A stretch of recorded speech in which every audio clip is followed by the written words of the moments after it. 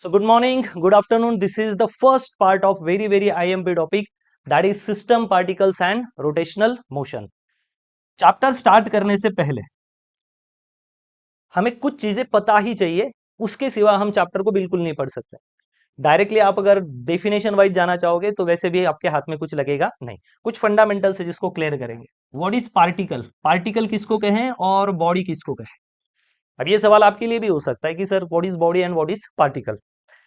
तो कुछ लोग मानो कि छोटी चीज है उसको कहेंगे पार्टिकल। क्या कह देते हैं? छोटी चीज है मतलब पार्टिकल है। और बड़ी चीज है कोई तो बॉडी है। जब तक ये चीजें समझ में नहीं आएगी तब तक दो डेफिनेशन क्लियर नहीं होती है। हम सर्कुलर मोशन नहीं पढ़ने जा रहे हैं, हम कौन सी मोशन पढ़ने जा रहे हैं? Rotational motion. Keep in mind, rotational motion, rotational motion and circular motion, ये दो अलग अलग चीजें हैं, बिल्कुल भी सेम नहीं है। ये क्या है? बिल्कुल ही अलग अलग चीज है। कोई चीजें रोटेट हो रही है इसका मतलब वो सर्कुलर मोशन कर रही है, ऐसा नहीं है। रोटेशनल मोशन अलग चीज है, उसके क्राइटेरिया अलग है, उसके रूल अलग है। और सर्कुलर मोशन एक अलग चीज है। रोटेशनल मोशन वही चीज कर सकती है जो क्या है? बॉडी। जो क्या होनी चाहिए? बॉडी। बॉडी कौन सी मोशन कर सकती है? Rotational motion. Particle rotational motion कर ही नहीं सकता। केवल बॉडी कौन सी मोशन करती है? Rotational motion. और पार्टिकल जो होते हैं, पार्टिकल जिसको कहेंगे हम, पार्टिकल कौन सी मोशन कर सकते हैं? सर्कुलर। अब ये सवाल है कि फिर बॉडी बोलना किसको है और पार्टिकल किसको बोलना है, वो जब तक नहीं आता तब तक चैप्टर बिल्कुल भी स्टार्ट नहीं किया जा सकता। पार्टिकल एक अलग चीज है, बॉडी एक अलग चीज है। बॉडी केवल और केवल कौन सी मोशन कर सकती है? Rotational motion. और पार्टिकल कौन सी मोशन करता है? Circular motion. अब यहां पे कंफ्यूज होने की जरूरत नहीं है सर। अब समझेंगे कैसे? वही तो काम है, अभी तो वही समझाऊंगा कि what is particle and what is body. ठीक है, बात करते हैं कि पार्टिकल क्या होता है और बॉडी क्या होती है। पहली बात, पहली चीज याद रखते हैं, object moving circularly approx approx approx a distance, the object is moving circularly approx a distance equivalent to its size and shape.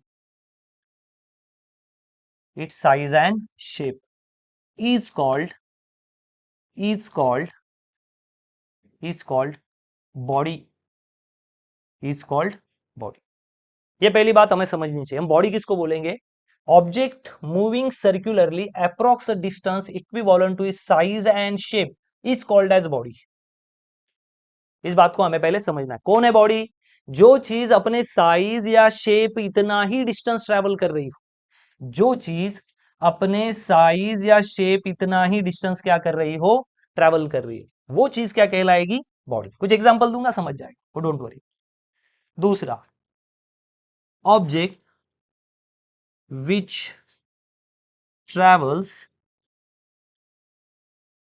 सर्क्युलरली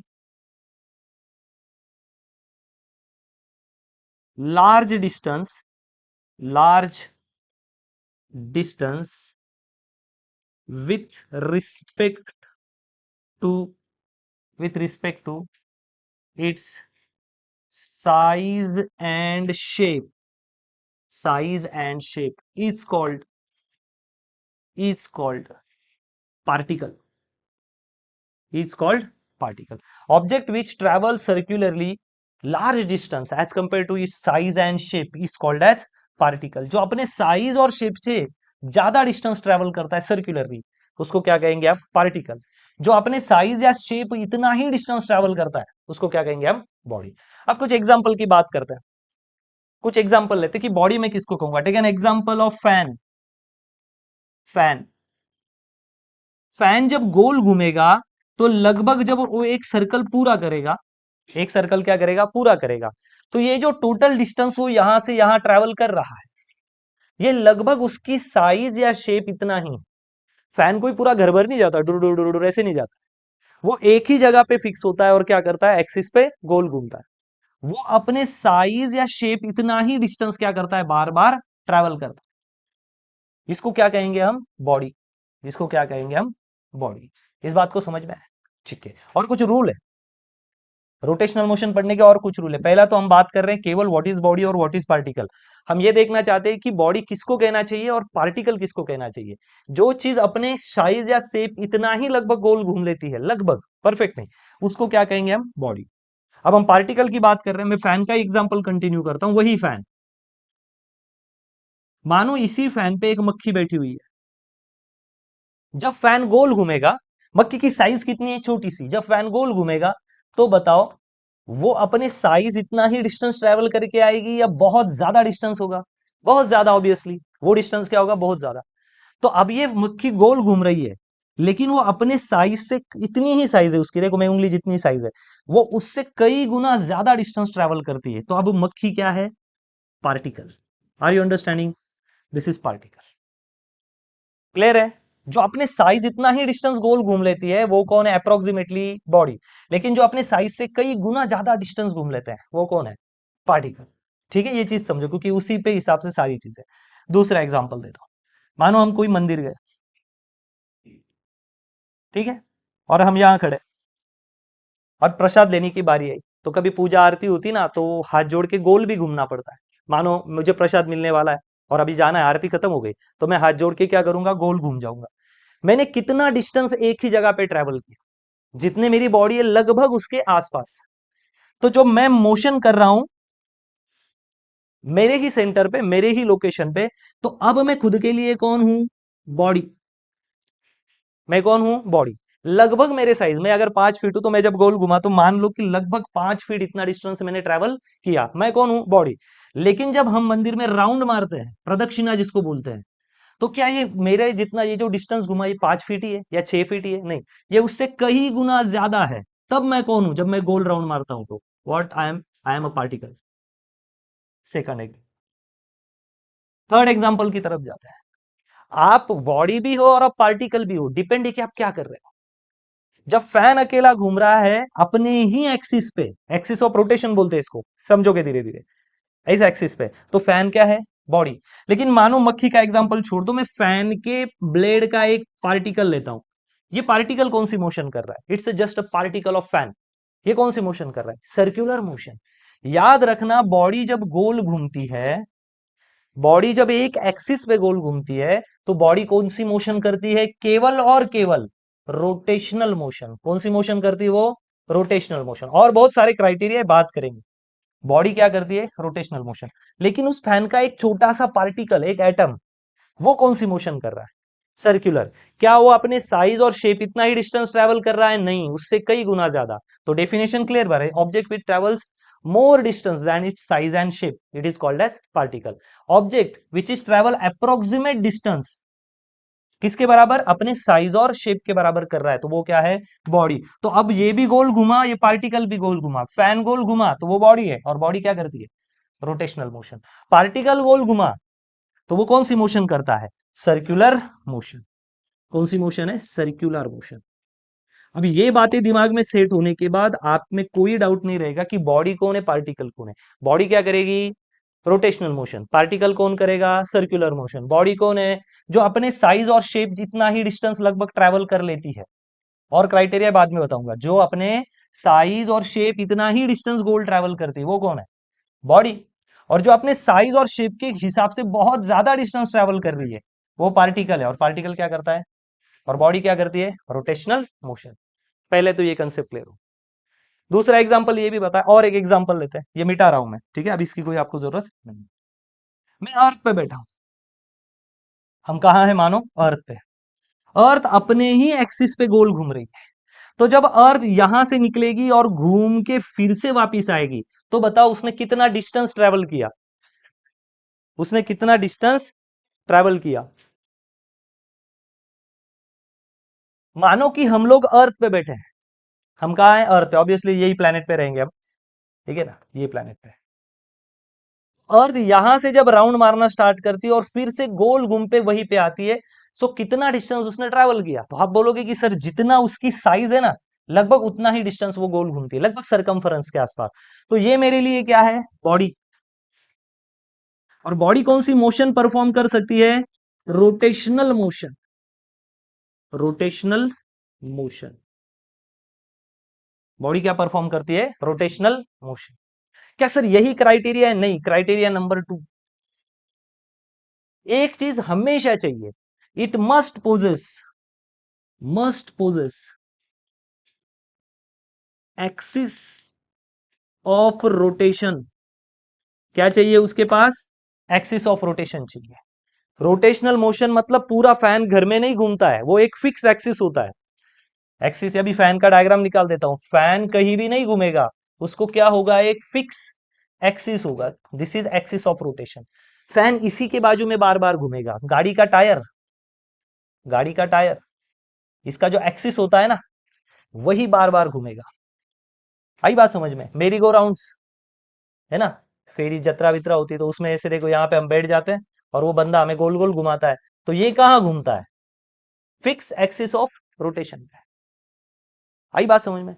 गन्ने का जूस पीने जाते हैं, उसका फ्लाईव्हील होता है, ठीक है ना, बहुत बच्चे वहां आवाज देके खुड़खुड़, ये बजता है ना, यहाँ पे वो घुंघरू होते हैं, वो बजते रहते हैं। ये जो यहाँ इस सेंटर रॉड पे जो घूमता है ना, ये क्या है, उसका एक्सिस ऑफ रोटेशन। ये टायर का एक्सिस ऑफ रोटेशन, ये फैन का एक्सिस ऑफ रोटेशन, ये मेरी गो राउंड का एक्सिस ऑफ रोटेशन, यहाँ घूम रहा है। बॉडी है, बॉडी क्या है, कौन सी चीज को बॉडी बोलेंगे, जो अपने साइज और शेप इतना ही डिस्टेंस ट्रेवल करे। Earth is rotating when you on the earth, जब आप अर्थ पे होते हो और अर्थ घूम रही है तो कितना डिस्टेंस ट्रेवल कर रही है, अपने साइज और शेप इतना। जो चीज अपने साइज या शेप इतना ही गोलाकार घूम लेती है, उस चीज को क्या कहोगे, बॉडी। और वो जो घूमना है उसको क्या कहा जाएगा, रोटेशनल मोशन। दूसरा point, it must possess axis of rotation, और वो भी कैसा चाहिए, मस्ट पोजेस फिक्स्ड, क्या चाहिए, fixed axis of rotation. Axis नहीं बदलेगी, एक्सिस भी फिक्स है। और तीसरा क्राइटेरिया है, बॉडी मस्ट बी रिजिड। ये तीन चीजें तो आप भूलोगे ही नहीं। कोई भी ऐरा गैरा नत्थु खेरा रोटेशनल मोशन नहीं कर सकता, तीन चीजें चाहिए ही चाहिए। पहला भैया, बॉडी रिजिड चाहिए। बॉडी क्या चाहिए, रिजिड चाहिए। अब रिजिड क्या है, बात करेंगे, 2 मिनट रुक जाओ। Must possess axis of rotation, वो भी कैसा, फिक्स्ड।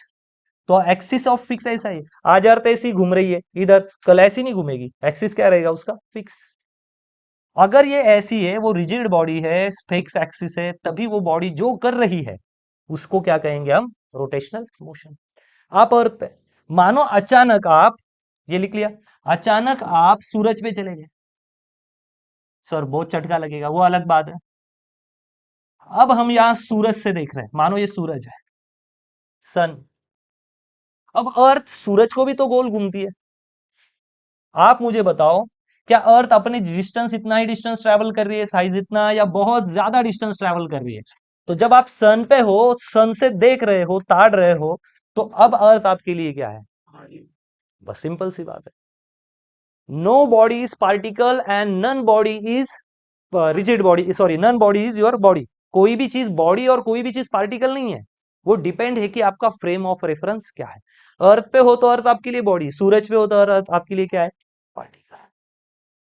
गैलेक्सी में हो तो गैलेक्सी बॉडी, गैलेक्सी को दूसरी गैलेक्सी से दिखोगे तो वो क्या दिखेगी, पार्टिकल। पहले ये वाला डिफरेंस है। तो हमारा एक पॉइंट हम क्लियर करते चल रहे हैं कि बॉडी क्या है, पार्टिकल क्या है, it's depend on the perspective what you think and where you are. So तीन चीजें होती है। हमारा मेन टॉपिक है रोटेशनल मोशन, इस पे बहुत चीजें हमें बात करनी, और इसके कंसेप्ट दोनों के हम क्लियर करवा रहे हैं, ये बातें क्लियर होगी। आगे हमें बात करनी चाहिए, ये आ गया समझ में, काफी इजी कंसेप्ट है, बॉडी। अब बॉडी कैसी चाहिए हमें, रिजिड। अब what is rigid body, what is rigid body. Rigid मतलब भाई हार्ड बॉडी चाहिए, रिजिड बॉडी। पहली बात, 100% रिजिड बॉडी होती नहीं है, 100% रिजिड बॉडी होती नहीं है। फिर भी लिख लेता है, distance between any two points must be fixed after applying force या external force is called is called rigid body, is called rigid body, छापो इसको। ठीक है, तो now I have this scale, ये हमारे पास एक लकड़े की पट्टी है। अब हम इसको रिजिड बॉडी मानने की कोशिश करते हैं, तो मैं मार्क कर देता हूं कि भाई ये जो पॉइंट है, जहां मेरा अंगूठा है ना, ये एक पॉइंट है, और यहाँ एक अंगूठा है, यहाँ एक दूसरा पॉइंट है। मैं उस पर प्रेशर लगा रहा हूं। मान लो कि मैंने इसको गिना, इस दोनों अंगूठे वाले पॉइंट्स का, तो इसका डिस्टेंस आया मानो 20 सेंटीमीटर। मैंने उसको फोर्स लगाया इधर उधर दोनों साइड से, फुल ताकत लगा रहा हूं। अब बताओ दोनों पॉइंट के बीच में का डिस्टेंस कितना हुआ होगा? 20 सेंटीमीटर। फोर्स अप्लाई करने के बाद, general force, normal force apply करने के बाद, अगर दो चीजों के, दो पॉइंट के डिस्टेंस नहीं बदलता है, तो उसको क्या बोलोगे आप? Rigid body. सर फिर जेसीबी लगवाएंगे? भाई इतना नहीं करना है, जेसीबी लगवाने से तो सर भी टूट जाएंगे। हमें क्या करना है? जनरल अप्रोक्सीमेशन सीखना है। अगर नॉर्मल फोर्स लगाने के बाद दो पॉइंट के बीच में का डिस्टेंस नहीं बदलता है, so that body is rigid body. लेकिन प्रैक्टिकली देखा जाए तो वैसे भी कोई बॉडी परफेक्टली रिजिड नहीं होती, भले ही आपकी बिल्डिंग हो, टस से मस नहीं होती है। लेकिन जब डिमोलिश किया जाता है, बिल्डिंग को तोड़ा जाता है, तो जेसीबी तो तोड़ ही देता है ना। तो हम अब बोल सकते हैं कि ये रिजिड है। लेकिन कोई आएगा बॉम्ब गिराएगा तो ये रिजिड नहीं, परफेक्टली रिजिड कुछ भी नहीं। आई बात समझ में? तो रिजिड बॉडी ही चाहिए। रूल क्या है हमारा? कौन सी बॉडी चाहिए? Rigid body. पहला रूल है कि बॉडी, जो बॉडी रोटेशनल मोशन करती है ना, वो बॉडी क्या चाहिए? Rigid body. पहला रूल, कौन सी बॉडी चाहिए? वो रिजिड। क्या rigid body? Distance between the two point after applying pressure या फोर्स वो चेंज ना हो जनरली, तो वो रिजिड बॉडी। दूसरा, it must possess the fixed axis of rotation. क्या फैन को फिक्स एक्सिस ऑफ रोटेशन है, या फैन पूरी घर में जाके हवा भरता है? मानो आप यहां सोए हो, ए फैन इधर आ, तो फैन आपके ऊपर आ गया, बुरबुर बुरबुर किया, फिर पापा ने बोला मला पण, फिर इधर आया। ये बुरबुर नहीं करेगा, आपको जरूरत है वहां जाके नीचे लेट जाओ, वो अपने फिक्स एक्सिस पे ही घूमेगा। बात खत्म है, इसको फिक्स एक्सिस। दूसरा, जो बॉडी है, क्या वो बॉडी है? बॉडी के लिए चेक करने का क्राइटेरिया क्या बताया? क्या वो अपने साइज और शेप इतना ही गोल घूम रहा है लगभग? यस, उसकी इतनी साइज है, और वो जब गोल घूमेगा तो वो डिस्टेंस कितना ट्रेवल करेगा? लगभग अपने साइज या शेप इतना। तीनों भी क्राइटेरिया क्या है? कंफर्म। इसका मतलब वो जो गोल घूम रहा है, that's its called as rotational motion.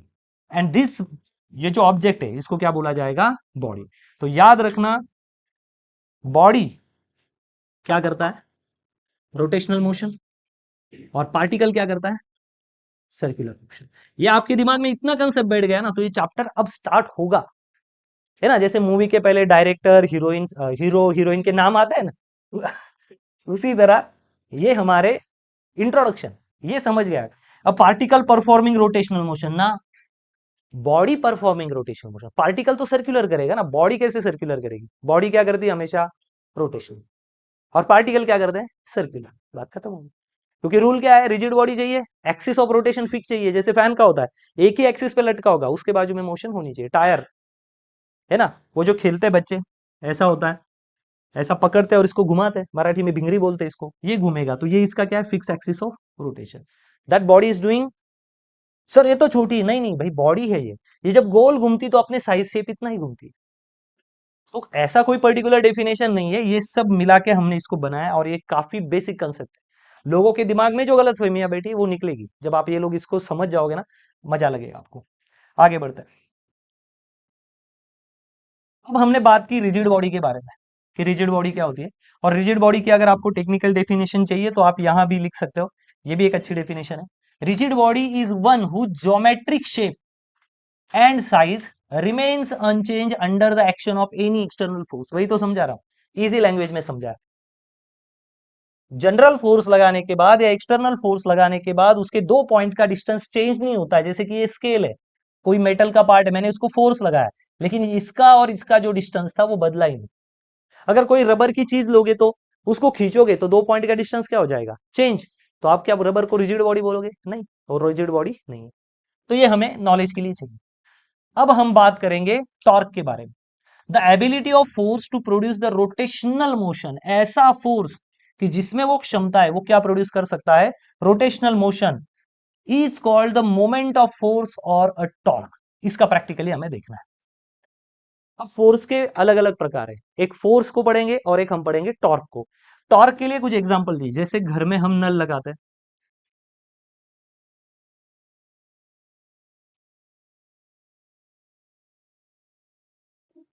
नल को कैसे घुमाया जाएगा? मानो ये नल है, घुमाना क्या है, बीच में का रॉड, यहां पानी आ रहा है ना, तो ये पैक है, इसको जब हम घुमाते हैं ना तो ये खुल जाता है और इसमें से पानी आता है। तो हम कैसे घुमाएंगे इसको? घुमाना, फोर्स लगाना यहाँ है, लेकिन घूमेगा कौन? ये और एग्जांपल दूंगा। तो हम इसको ऐसा पकड़ते हैं, समझ रहे हो? ऐसा, ऐसा कर देता हूं यहाँ पे, देखो ऐसा, और इसको ऐसे उंगली से यहाँ पे प्रेस करते हैं, मतलब एक हाथ उसको नीचे खींच रहा है और अंगूठा क्या कर रहा है? ऊपर कर रहा है। This force is called torque, या उसको आप कपल भी बोल सकते हो। एक हाथ से इधर लगाया, एक हाथ से इधर घुमाया, इधर फोर्स लगाया और इधर लगाया, ये कपल की तरह तो काम कर रहा है, ठीक है। और कैसे एक्ट हो रहा है? Perpendicular to the direction of axis of rotation. What is torque? What is torque? Which is force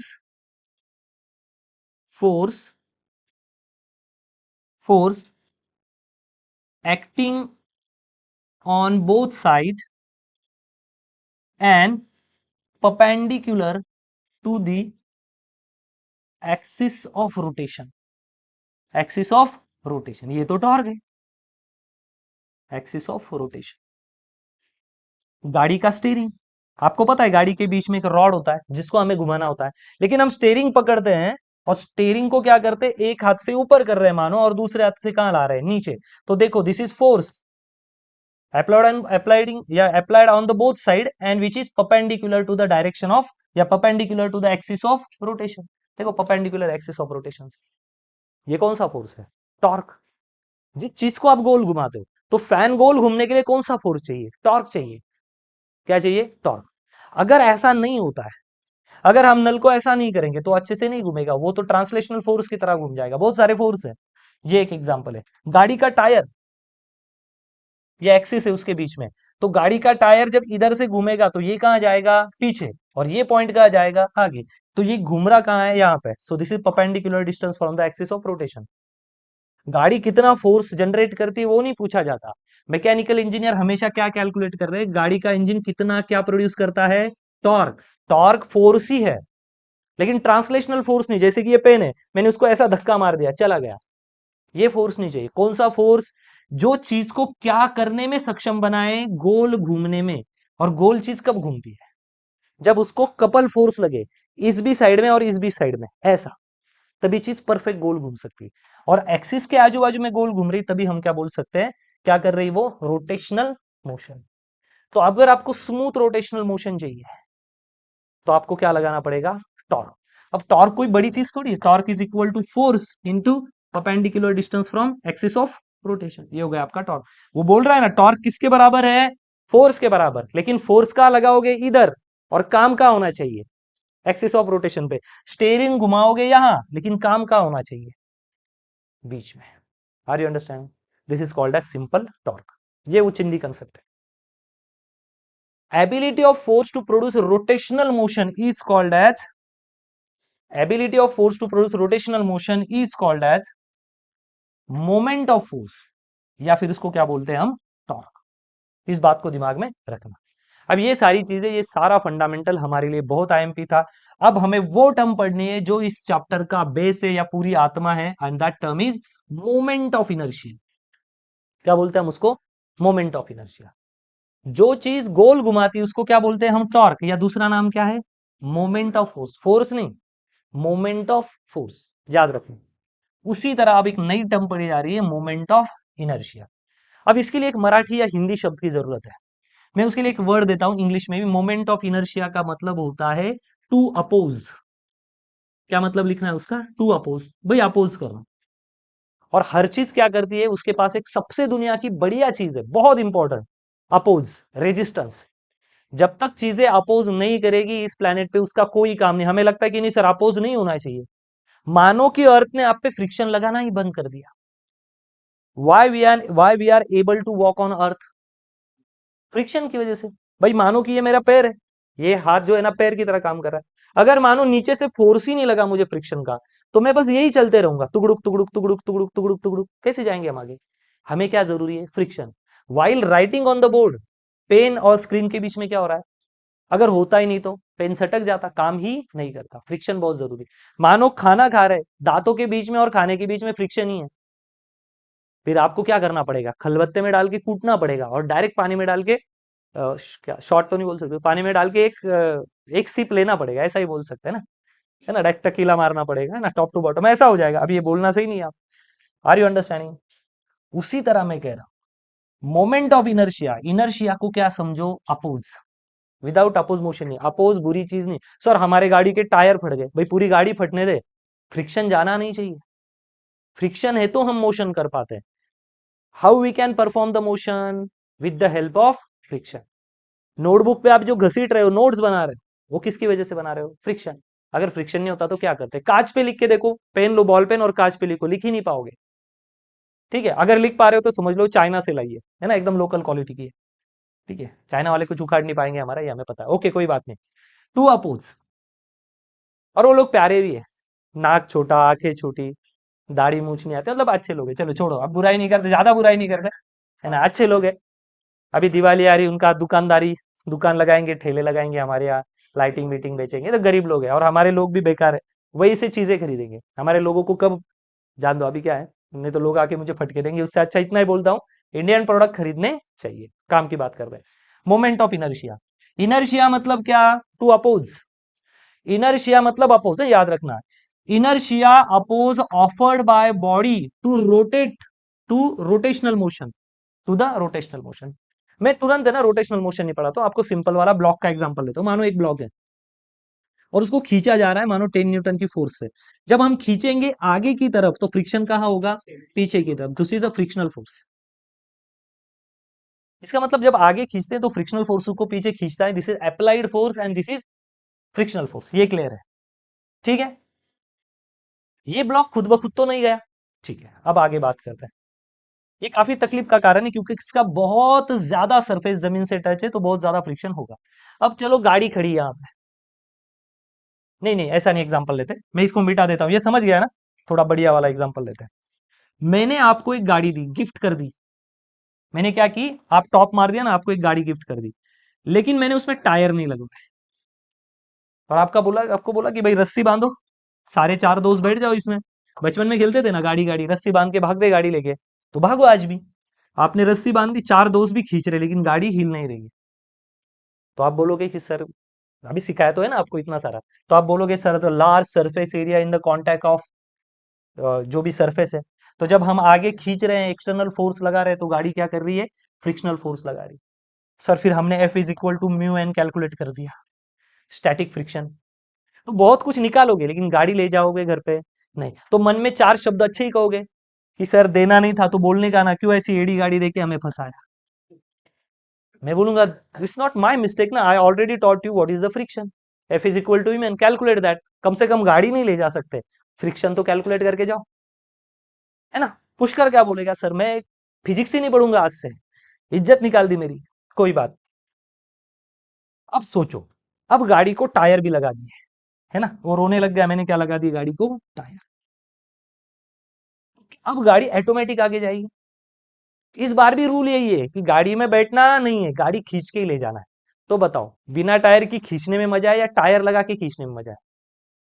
लेकिन यार इजी तो दोनों में भी नहीं ना, पहले इसमें तो बहुत ही वर्स्ट कंडीशन है, लेकिन सेकंड इसमें क्या हो गया, सेकंड इसमें गाड़ी मोशन में आ गई, आप खींच के गाड़ी ले जा सकते हो, क्या प्रॉब्लम है? पहले तो कांटेक्ट कम हो गया फ्रिक्शन से, और दूसरी बॉडी, दूसरी जो कंडीशन है, आई एम सॉरी, दूसरी जो कंडीशन है उसमें एक टायर कौन सी मोशन कर रहा है, रोटेशनल मोशन। कौन सी मोशन कर रहा है, रोटेशनल मोशन। आई बात समझ? पहले फ्रिक्शन था, अब कौन सी मोशन है, रोटेशनल मोशन। तो गाड़ी खुद ब खुद गई क्या, नहीं, लेकिन पहले से बहुत इजी हो गया। और प्रैक्टिकल एग्जांपल दूंगा, समझ लेना, घाई नहीं हमें पढ़ने की, आज तो एक ही डेफिनेशन पे पूरे 2 घंटे लगा रहे हैं। लेकिन क्या अपोज बिल्कुल नहीं हुआ या थोड़ा बहुत हुआ? क्या ये दो चीजों समझ गई? जब टायर नहीं थे तो फुल अपोजिशन था, गाड़ी खींच रहे थे तो भी गाड़ी हिल नहीं रही थी। अब क्या लगाया हमने, टायर, तो टायर ने कौन सी मोशन स्टार्ट कर दी, रोटेशनल मोशन। पहले क्या प्रॉब्लम था, सर गाड़ी को टायर नहीं, और गाड़ी का मास भी तो बहुत ज्यादा था, तो आपको कौन अपोज कर रहा था, पहले मास। अब गाड़ी का मास कहां चला गया जब गाड़ी के टायर आ गए, तो मास का इफेक्ट क्या हो जाता है, जब रोटेशनल मोशन काम करती है तो मास का इफेक्ट क्या हो जाता है, निग्लिजिबल, कम हो जाता है बहुत। अब मास का इफेक्ट नहीं, घर के जिनके पास गाड़ी नहीं, घर वाले एग्जांपल देंगे तो समझ जाएगा। इसने रोटेशनल मोशन स्टार्ट की, गाड़ी के पहिए गोल घूमने लग गए, लेकिन जब पहली बार खींच रहा था, होता है ना गाड़ी बंद पड़ जाती है, लोग बोलते भैया थोड़ा धक्का लगाना। ऐसा क्यों नहीं बोलते बस धक्के पे धक्का लगाते रहो? क्या बोलते हैं वो? थोड़ा धक्का लगाना। थोड़ा क्यों? ज्यादा क्यों? भाई एक बार थोड़ा धक्का लगाए ना, एक बार गाड़ी मोशन में आ गई ना तो हम ही खींच लेंगे। लेकिन शुरुआत में क्या बोलते हैं? थोड़ा धक्का लगाना। इसका मतलब है जब गाड़ी भले ही रोटेशनल मोशन कर रही हो, लेकिन इनिशियल कंडीशन में खुद ब खुद नहीं जा रही थी, तो हमें थोड़ा सा अपोज हुआ, हम खींच रहे थे आगे। लेकिन टायर ने क्या किया? रोटेशनल मोशन करने के लिए भी थोड़ा सा क्या किया हमें? अपोज। उसी अपोजिशन को क्या बोलते हैं हम? Moment of inertia. इनर्शिया नहीं बोलने का, क्या बोलने का? Moment. What is moment of inertia? जब रोटेशनल मोशन हो रही थी, तब तब बॉडी ने रोटेशनल मोशन करने के लिए जो अपोजिशन किया, जो अपोज किया, भले ही वो बहुत कम है, अब पहले के ऑप्शन में तो बहुत कम है ना, लेकिन किया ना थोड़ा बहुत। जब टायर नहीं थे तो गाड़ी तो हिलने को ही तैयार नहीं थी, मतलब फुल इनर्शिया। लेकिन टायर लगाने, देखो समझ लो, जब टायर नहीं थे तो क्या कर रही थी वो? Full inertia. लेकिन टायर लगाने के बाद अब थोड़ा सा अपोज कर रही है, तो उसको इनर्शिया नहीं बोलने का, मोमेंट ऑफ इनर्शिया। क्योंकि अब टायर क्या करने लग गए वहां पे? Rotational motion. सो इनर्शिया यहाँ पे क्या है? मोमेंट ऑफ का मतलब क्या लेना है आपको? रोटेशनल मोशन के समय जो इनर्शिया होता है। कौन सा इनर्शिया? रोटेशनल मोशन करते हुए जो इनर्शिया हो रहा है वो कौन सा है? Moment of inertia. Rotational motion करते हो, जब बॉडी ने रोटेशनल मोशन करने के लिए जो अपोज किया, उसी को क्या बोलेंगे हम? Moment of inertia. आई बात समझ में? और एग्जांपल लेंगे। अब चलो फैन की बात करते हैं। हर गरीब के घर में फैन है, वैसे तो एसी आजकल, लेकिन हम फैन के एग्जांपल। फैन का बटन जो है, 1 2 3 4 5, हमने डायरेक्टली 5 पे रख दिया। मैंने फोन को किस नॉब पे कर दिया? 5 के, और उसका स्विच ऑन कर दिया। ऑन। क्या फैन 5 की स्पीड से घूमेगा तुरंत? नहीं। तो धीरे धीरे, धीरे धीरे घूमना स्टार्ट किया। क्यों भाई? 5 पे बटन है, बटन ऑन कर दिया, लाइट बिल का कोई टेंशन नहीं, पैसे ही पैसे, ऐसा बोल रहा हूं मैं। ठीक है, नहीं है, लेकिन बोलने में क्या जाता है? क्या प्रॉब्लम है फैन को? क्या प्रॉब्लम है? क्यों नहीं घूम रहा है? अब इसकी बात समझो, क्यों नहीं घूम रहा है? फैन मुझे कहेगा कि मैं कौन सी कंडीशन में हूं? State of rest. भाई मैं रुका हुआ हूं, और तुम मुझे अचानक 5 पे घूमने को बोल रहे हैं, तो फैन क्या करेगा? Oppose, and that oppose is called as what? Moment of inertia. Sir moment क्यों? कौन सी मोशन कर रहा है? Rotational motion. सर कैसे? क्या भाई इसको फिक्स एक्सिस ऑफ रोटेशन है? यस। क्या फैन रिजिड बॉडी है? यस। क्या फैन एक एक्सिस पे घूम रहा है? यस। तो कौन सी मोशन है फिर वो? क्या वो अपने साइज शेप इतना डिस्टेंस घूम रहा है? यस। तो तीनों कंडीशन है, तो कौन सी बॉडी है? ये बॉडी हुई, और बॉडी कौन सी मोशन कर रही है? Rotational motion. तो पहले नहीं घूम रहा था, जब मैंने अचानक उसको 5 के नॉब पे डाल दिया और बटन ऑन कर दिया, अब जब वो घूमने के लिए जो अपोज कर रहा है, कैसे अपोज? 5 पे कैसे घूमना चाहिए था? तेज। लेकिन शुरुआत में कैसे घुमा? धीरे धीरे। क्या मैं मान लू जब तक वो धीरे घूम रहा था, वो ट्राई कर रहा कि बंद कर दो भाई, मैं घूमना नहीं चाहता? तो जब वो धीरे से घूम रहा था तो क्या कर रहा था? अपोज। उसको हम क्या बोलेंगे? Moment of, this opposition is called as moment of inertia. दूसरा एग्जांपल है। एग्जाम्पल की कोई कमी नहीं है, एग्जाम्पल बहुत है, क्योंकि ये डे टू डे लाइफ वाले एग्जाम्पल है। क्या पहले के हिसाब से तो कम हो गया है ना? चलो हम बात करते हैं डोर की। सबके घर में दरवाजा है। अब हम लकड़े का दरवाजा लेते हैं, कोई भी वुड से बनी हुई जो दरवाजा होता है, कम से कम 50-60 किलो का होता है। चलो मानो आदिवासी काल में जाते हैं, आदिवासी जो पुराना जमाना था, उसमें एक बंदे ने अपना एक घर बनाया, है ना, उसकी शादी हो गई। कोई एकदम पुराने जमाने के वो जो लोग थे ना, क्या क्या बोलते हैं उसको, होमो इरेक्टस, होमो सैपियन, है ना, हुलाला हुलाला वाले, बहुत कम कपड़े पहन के एसी में जिंदगी जीने वाले वो लोग। अब मानो कि जब उसको शिकार पे जाना है, तो वो आदमी ने अपना दरवाजा लिया, हाथ में पकड़ा 2-4 लोगों ने, और यहाँ पे दरवाजा रख दिया, और यहाँ पे थोड़े कील भी लिए, और यहाँ पे ठोक दिए, ठक ठक ठक ठक ठक ठक, यहाँ पे सब पैक कर दिया, ताकि उनके घर में कोई जा ना सके। क्या आप भी ऐसा ही करते हो? क्या आप क्लास पे आने से पहले, घर से बाहर जाने के बाद, मम्मी पापा दरवाजा उठाते हैं, चिकट पट्टी से लगाते हैं उसको, ऐसा करते हैं? दूसरी बात, क्या डोर का वजन आपके बिल्कुल हल्का है, या कागज लगा के आते हो, न्यूज़पेपर लगा के आते हो? ये डोर का वजन उतना ही है, 50 से लेके 80 किलो तक। भाई थोड़ा हेवी पकड़े, पैसे वाले लोग हैं तो वजनदार दरवाजे लगाते होंगे। क्या ये पॉसिबल है? मानो कोई छोटा बेबी घर पे रह गया और उसको दरवाजा लगाना है, तो क्या वो पड़ोस वाली को बुलाएगा? ठीक है, अलग बात, ठीक है, आप अलग ही सोच रहे हो, चलो कोई बात नहीं। हाँ, हमने क्या किया अभी, इसकी जगह पे यहां लगा दी हिंजेस। क्या लगा दी? हिंजेस। और इसको दरवाजा फिट किया है। इसको क्या कर दिया? दरवाजा फिट कर दिया। हिंजेस क्या करती है? हिंजेस क्या करती है? हिंजेस क्या करती है? दरवाजा जब खुलता है तो हिंजेस के पास देखो कौन सी मोशन हो रही है? रोटेशनल। दरवाजे का वजन जो है ना, डोर का वजन कितना है? 50 to 60 kg। कितनी शक्ति लगती है आपको डोर को पकड़ने के लिए? भाई भाई ऐसा सिंपल पकड़ो उंगली से और धक्का मार दो, चला गया। तो मुझे ये बताओ, इसका जो मास था, इसका जो मास था वो कहाँ गया अब? है ना भाई, 50-60 किलो, लेकिन कहाँ है? मास का इफेक्ट क्या हो गया? कम। तो रोटेशनल मोशन जब आती है, रोटेशनल मोशन जब होती है ना, तो मास का इफेक्ट क्या कर देती है? कम कर देती है। क्या कर देती है? कम। आपको समझ रहा है?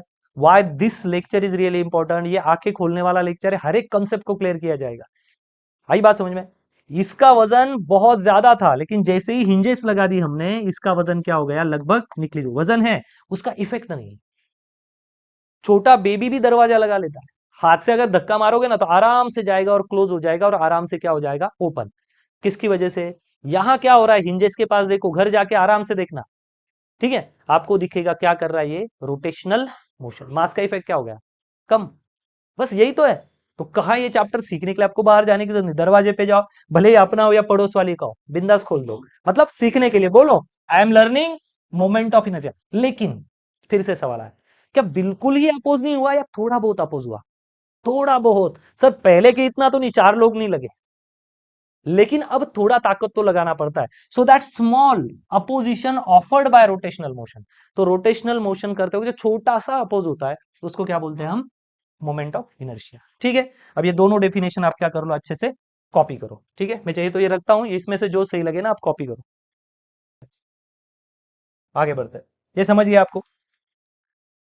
तो हर चीज बहुत आईएमपी है, ये सब रोटेशनल मोशन करते हैं। अब इसका इनर्शिया, अब एक्चुअल डेफिनेशन जो एग्जाम में काम आएगी वो लिखना है आपको। A moment of inertia of rigid body about an axis of rotation is defined as, यहां से definition, the sum of product of each and every particle. क्या बता रहा है वो? Sum of product of each and every particle of a body and square of its distance from perpendicular distance from axis of rotation. ये है उसका definition. और कैसे लिखा जाता है? I is equal to, capital I उसका सिंबल है, is equal to summation of N, के लिखता हूं यहाँ, के 1 से लेके इंफिनिटी तक, एन तक, हर पार्टिकल तक, एम आई आर आई। मैं इसको थोड़ा सा सिंबॉलिकल चेंज कर देता हूं, यहां लिखता हूं मैं I, I start from 1 to n, M I R I square. ये है मोमेंट ऑफ इनर्शिया का फॉर्मूला। What is moment of inertia? जब कोई चीज गोल घूमती है, वो कितना अपोज करती है? उस गोल घूमने का जो अपोज है उसको कहा जाता है moment of inertia, and is equal to sum of from 1 to infinity each particle, mi mass of each and every particle and square of distance which is perpendicular from axis of rotation। इस बात को समझते हैं। देखो, कोई चीज गोल घूम रही है। अब कोई चीज के लिए मैं फैन तो नहीं ले सकता, कि मैं रैंडमली बॉडी ले लेता हूं, कोई एक रैंडमली बॉडी। ठीक है, एक ऐसी बॉडी जिसको हमें गोल घुमाना है, और ये इसका एक्सिस ऑफ रोटेशन है, ये ऐसे घूम रही है यहाँ पे। इसमें कितने पार्टिकल होंगे इस बॉडी में? तो आप जवाब दोगे सर इनफाइनाइट पार्टिकल होंगे। लेकिन समझाने के लिए मुझे कुछ पार्टिकल लेने पड़ेंगे। मैंने एक पार्टिकल ये ले लिया, इसका नाम है m1। कोई भी चीज या कोई भी बॉडी, जैसे कि ये स्केल है, ठीक है, ये स्केल है, यहाँ पे मैंने एक एक्सिस बनाया और इसको मैंने गोल घुमाया, ये क्या कर रही है? गोल घूम रही है, बराबर है। ऐसे गोल घूम रही है, मानो ये ऐसे गोल घूम रही है एक्सिस। आप अच्छे से तो सोचो कि यहाँ पे अगर मैं पकड़ूंगा तो यहाँ कितने पॉइंट्स है, कितने पार्टिकल हो गए इसके अंदर? हजारों, करोड़ों। लेकिन मुझे अगर आपको सब कुछ समझाना है तो मुझे हर एक पार्टिकल को लेना पड़ेगा। तो मैं सिखाने के लिए, आपको दिमाग में कंसेप्ट डालने के लिए कुछ पार्टिकल मान लेता हूं, ये उसका पॉइंट है। m1, यहाँ एक पॉइंट है m2, और यहाँ कहीं और एक पॉइंट ले लेते हैं mn। मतलब बहुत सारा, करोड़ इनफाइनाइट वाला पार्टिकल। आप अच्छे से देखो कि इसका और इसका डिस्टेंस क्या है, मान लेते हैं r1। इसका और इसका डिस्टेंस कितना है? मान लेते हैं r2। और इसका और इसका डिस्टेंस क्या मान लेते हैं? rn। क्या हर पार्टिकल सेम डिस्टेंस पे है? हर पार्टिकल का डिस्टेंस अलग अलग, हर पार्टिकल की वेलोसिटी अलग अलग, हर पार्टिकल की वेलोसिटी क्या होती है, अलग अलग। अब सूरज का एग्जांपल तो लो, सन है यहाँ पे, जो पहला प्लैनेट घूमता है, क्या उसका स्पीड और लास्ट वाले प्लूटो का स्पीड सेम है? भाई हर पार्टिकल का डिस्टेंस क्या है, अलग अलग। सर कैसे बोल सकते हो आप हर का अलग अलग है? मतलब अगर ये स्केल घूम रही है, अगर ये स्केल गोल घूम रही है ऐसे, ऐसे, तो इस पार्टिकल की वेलोसिटी अलग और इस पार्टिकल की वेलोसिटी अलग। यस, वही तो मैं बता रहा हूं, क्योंकि वेलोसिटी का फॉर्मूला क्या है, velocity is equal to R into omega, यही तो फॉर्मूला है वेलोसिटी का। अगर जिसकी रेडियस ज्यादा, उसकी वेलोसिटी ज्यादा आएगी, जिसकी रेडियस ज्यादा होगी उसकी वेलोसिटी क्या आएगी, ज्यादा आएगी। जिसकी रेडियस छोटी है उसकी वेलोसिटी क्या होगी, चेंज हो जाएगी। हाँ, इसकी लीनियर वेलोसिटी अलग अलग है, लेकिन एंगुलर वेलोसिटी क्या है, सेम। दो टाइप की वेलोसिटी हर पार्टिकल के पास, एक कौन सी वेलोसिटी, लीनियर, और एक कौन सी होती है, एंगुलर। ये आपको आना ही चाहिए, अगर नहीं आता तो देख लो अच्छे से। मानो एक साइकिल का टायर है, इसको मैंने लटका के रख दिया है। अब मैंने टायर को पकड़ा जो बिल्कुल मोशन में नहीं, मैंने उसको पकड़ा और तेजी से नीचे खींचा। कहां खींचा, नीचे। तो कौन सी वेलोसिटी दी मैंने उसको, लीनियर। अभी मेरे पास कोई व्हील नहीं, अगर ऐसा मिल जाए ना एक्सपेरिमेंट करने के लिए मैं जरूर बताऊंगा। तो मैंने इस टायर को पकड़ा यहां से और ऐसे तेजी से नीचे खींचा, तो टायर नीचे नहीं आया, टायर कैसे घूमने लग गया, गोल। तो जो गोल घूमने वाली वेलोसिटी है, this is called as angular velocity, वो सबकी फिक्स है। लेकिन यहां पॉइंट पे अगर देखी वेलोसिटी तो वो भी अलग है, इस पॉइंट पे वेलोसिटी अलग है, इस पॉइंट की वेलोसिटी क्या है, अलग। तो हर पॉइंट की लीनियर वेलोसिटी अलग, लेकिन एंगुलर वेलोसिटी क्या है, सेम। ये पहले दिमाग में लो, आई बात समझ में? अगर ये नहीं आ रहा है तो फिर बहुत आपकी तकलीफें बढ़ सकती है। Are you understanding? क्लियर है? अगर नहीं समझे तो एक्सपेरिमेंट भी कर सकते हो, वैसा कुछ भी नहीं। एक्सपेरिमेंट करवाता है, ठीक है, देखो। एक रस्सी है और उसको मैंने बॉल बांध दिया और उसको गोल घुमाने लग गया, ये इसका सेंटर पॉइंट है, बराबर है।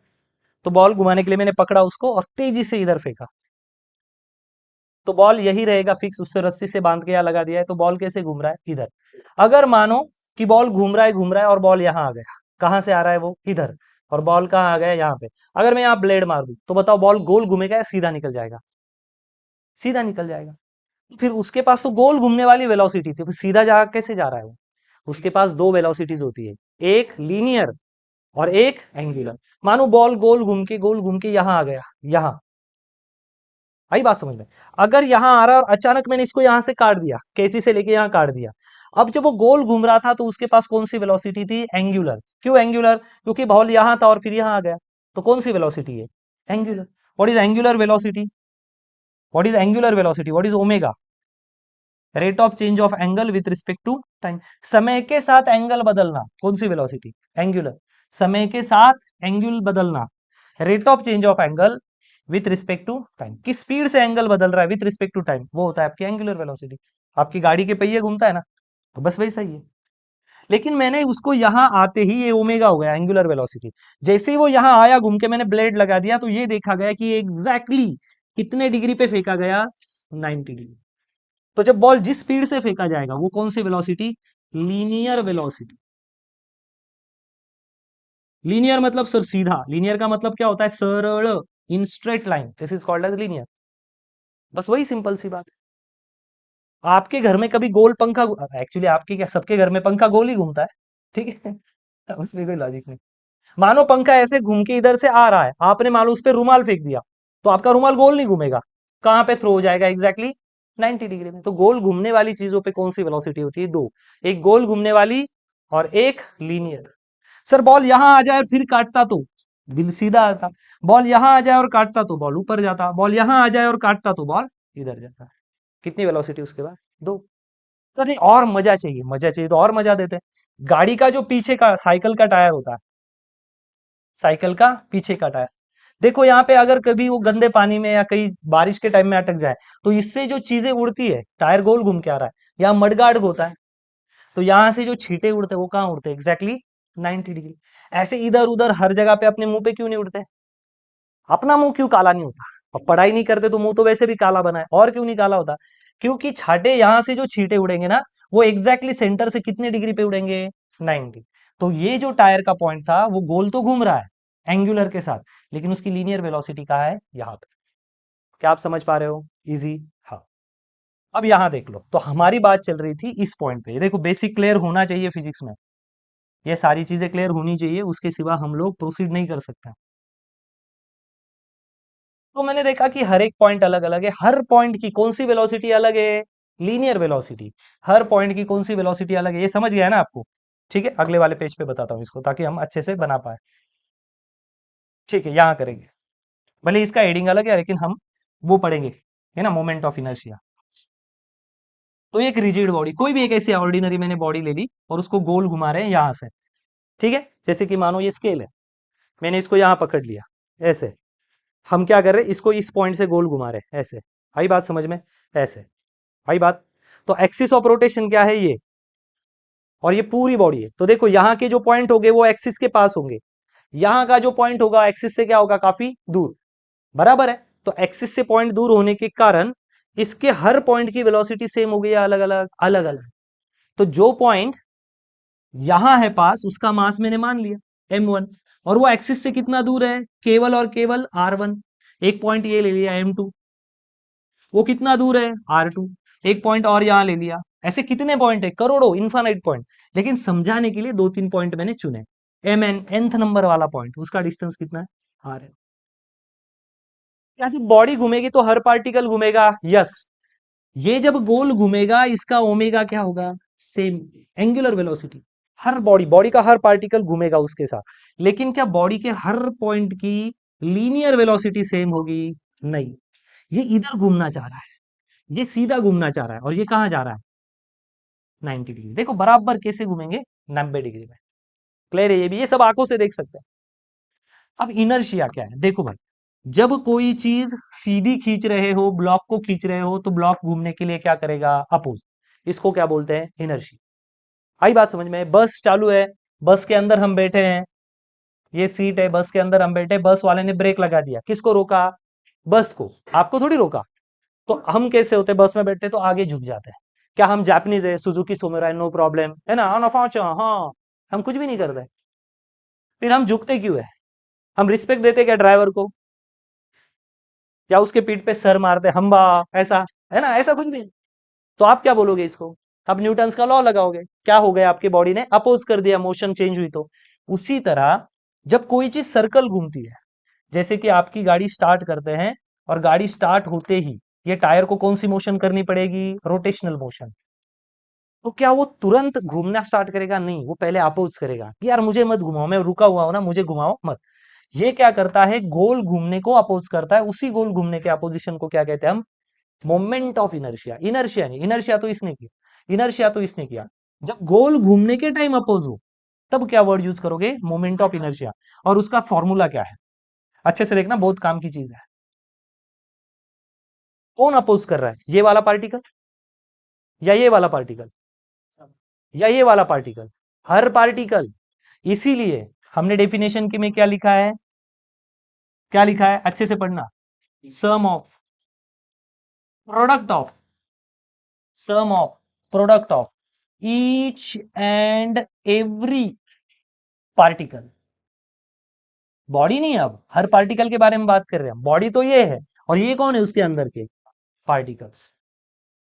सम ऑफ, सम ऑफ, कहां से कहां तक भाई, मैं पहले पार्टिकल से स्टार्ट करता हूं, आई इज इक्वल टू 1। कहां तक करना है मुझे, सब पार्टिकल की, और लास्ट वाला पार्टिकल क्या माना है मैंने, N. Sum of each and every particle, पहला पार्टिकल से लेके लास्ट वाला, कितने पार्टिकल, कितने भी हो, हम एडिशन कर लेंगे ना, कितने भी हो। Sum of product of, sum of product of, product लेना है ईच एंड एवरी पार्टिकल। तो देखो मैंने पार्टिकल का लिया, अब ईच पार्टिकल लेना है, यहां लगा दिया आई। आई की वैल्यू अब क्या है, 1 2 3 4, कहां तक चलेगा, एन तक। ठीक है, summation of product of each and every particle and square of, and square, and square of,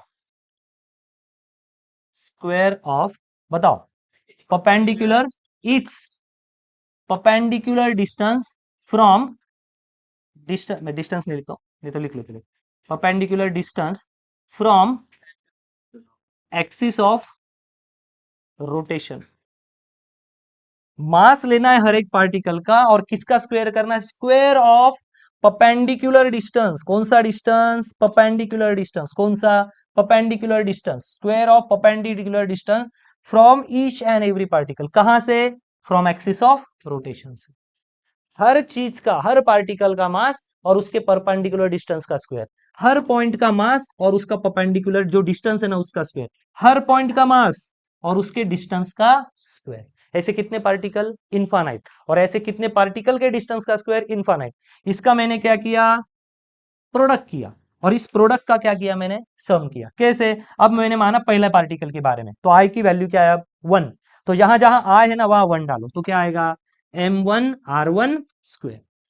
इसका moment of inertia. What is moment of inertia, जिस चीज का निकालना है उसका मास ले लो और जहां से घुमा रहे हो ना वहां के डिस्टेंस का क्या कर दो, स्क्वायर। अब आई की वैल्यू 1 1 डाल दी, अब आई की वैल्यू 2 करते हैं।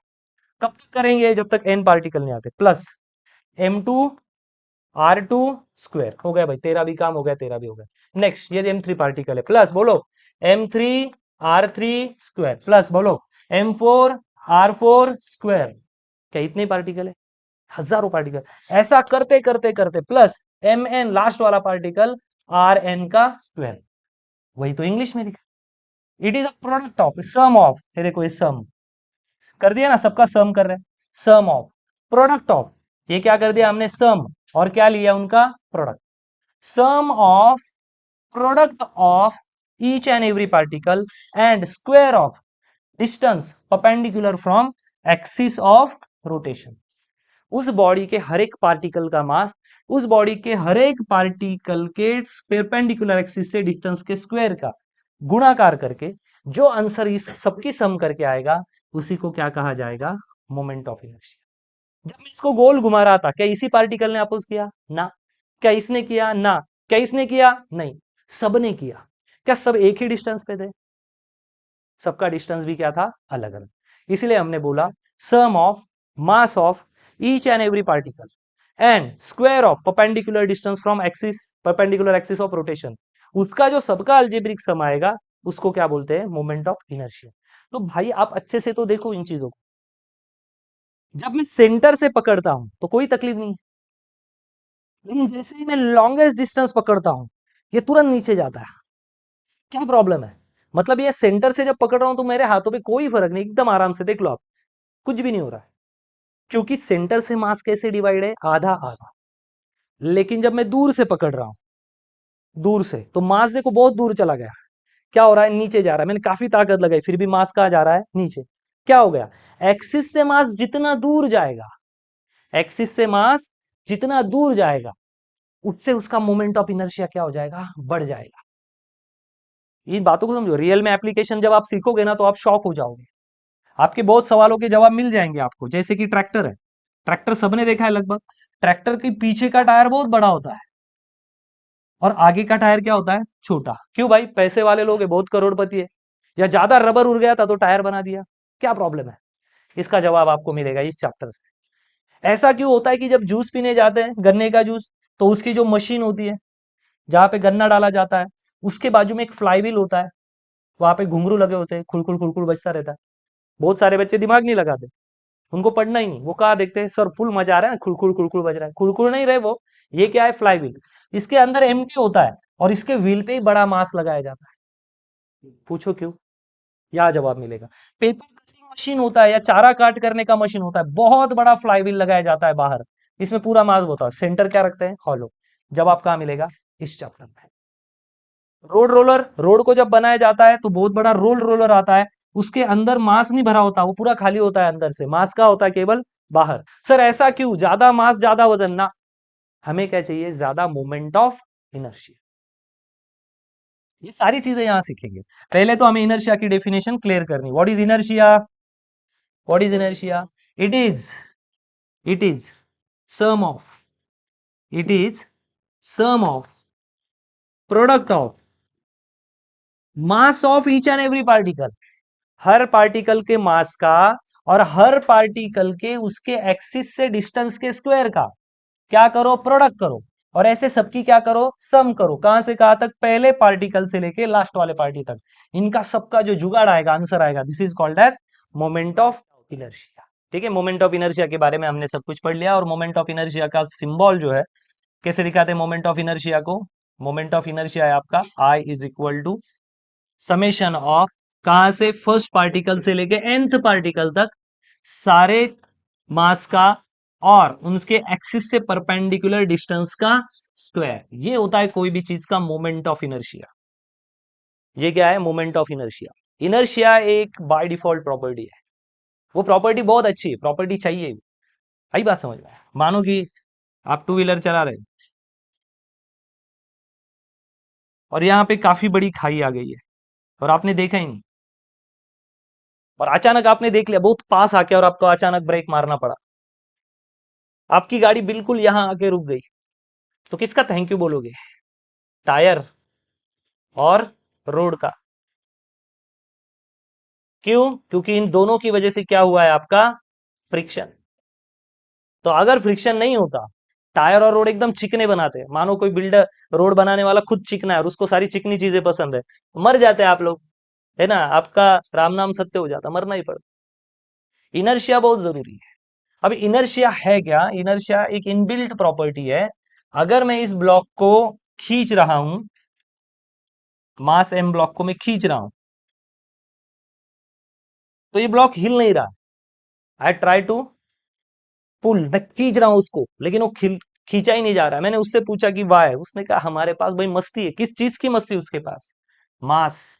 किस चीज की मस्ती आई है उसको? मास। मास ही इतना ज्यादा है कि मैं खींच ही नहीं पा रहा हूं। जब मैं खींच रहा हूं तो नहीं खींचा जा रहा है, क्या मैं बोल दूं कि इसने मुझे क्या कर दिया? अपोज। क्या कर दिया? अपोज। क्या मैं अब इसको इनर्शिया बोल सकता हूं? Yes, this is called as inertia.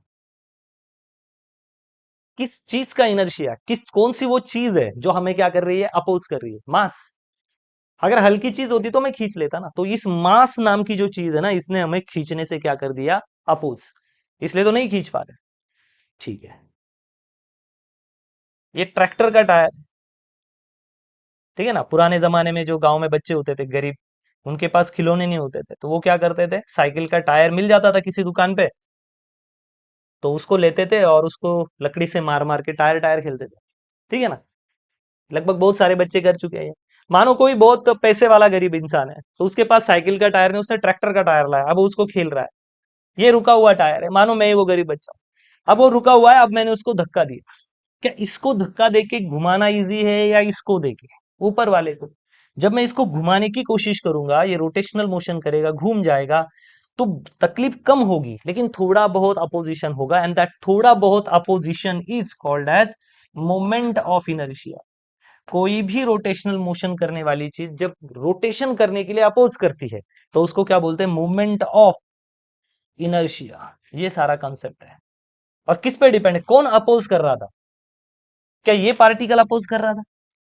क्या ये कर रहा था? क्या ये कर रहा था? ये कर रहा था, ये कर रहा था। Every particle. कौन सा पार्टिकल? ये है उसका एक्सिस। किसका समेशन करो? Each and every particle, it is the sum of product of. किसका सम है? It is sum of product of mass of each and every particle and square of distance, perpendicular distance from axis of rotation। ऐसे है। Inertia होना ही चाहिए, inertia नहीं तो मजा क्या आएगा? यही तो इनर्शिया की डेफिनेशन है, अपोज होना ही चाहिए। आई बात समझ में? अपोज होना ही चाहिए। हम इनर्शिया को घटा देते हैं। जैसे कि मैंने कल डोर का एग्जांपल भी दिया था आपको। डोर लगाने के लिए कितनी एनर्जी चाहिए? बहुत कम। मानो ये दरवाजा है और इसको हम लगाना चाहते हैं, ये डोर है। इसके लिए क्या करना पड़े? जस्ट जाओ, थोड़ा सा धक्का लगाओ, डोर तो क्लोज हो जाएगा। लेकिन अगर इस डोर को आप सेपरेटली बाहर निकाल लेते हो, अलग कर देते हो, अब उसको उठा के दिखाओ, ये कम से कम 60 kg का डोर होगा। क्या it is possible every time to take that door और यहाँ पे लगाओ और खिले से पैक करो? It's not possible, because its mass is very large. 60 kg काफी बड़ा है। सो हमने इसके मास का जो प्रॉब्लम था यहाँ पे कैसे सॉल्व कर दिया? By adding hinges. हिंजेस होता है ना, जो ऐसे दरवाजे को खोलता है, डोर ओपन क्लोज करता है। तो इसका मास अभी भी 60 है और हिंजेस लगाने के बाद भी कितना है? 60 kg। लेकिन मास का इफेक्ट कहाँ गया? चला गया। किसकी वजह से? Which type of motion is this? ये किस टाइप का मोशन डोर का हो रहा है? किस टाइप का मोशन है? Rotational motion. Rotational motion. क्या मैं ये कह दूं कि अपोजिशन जीरो हो गया? ना, अपोजिशन जीरो नहीं हुआ, अपोजिशन जीरो नहीं हुआ, लेकिन काफी हद तक क्या हो चुका है, कम। पहले की तरह दरवाजा उठाने में बहुत ताकत नहीं लगेगी, अब दरवाजे को थोड़ा सा धक्का भी लगा दिया ना, चला जाएगा।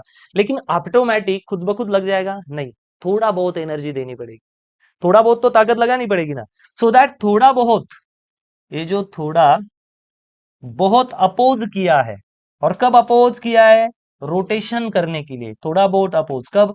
रोटेशनल मोशन करने के लिए, रोटेशनल मोशन करने के लिए। That opposition while doing the rotational motion, that opposition while doing the rotational motion is called as moment of inertia. ये सिंपल सा कंसेप्ट है। अब कौन सी भी चीज हो, अगर मैं कार चला रहा हूं तो कार रुकी हुई है, उसका टायर रेस्ट पोजीशन में। जब मैं गियर डाल दूंगा फर्स्ट गियर और गाड़ी को स्टार्ट करूंगा तो टायर क्या बोलेगा? Now I am at the rest condition, now I have to change that rest condition into motion. Rest से कहा लाना चाहते हो उसको? मोशन। ये सोचने वाली बात है, पढ़ना नहीं है, फील तो करो।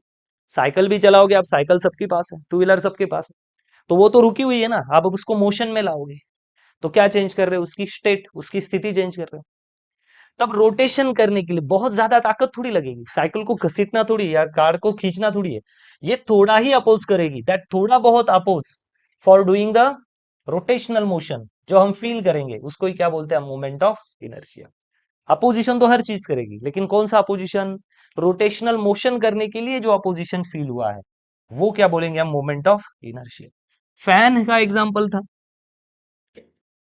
फैन का एग्जांपल, फैन मैंने कहा कि हमने उसको 5 पे सेट कर दिया and I just turn on the button, can start directly with the 5 speed, 5 number की, इससे वो फास्ट आरपीएम देगा? नहीं देगा।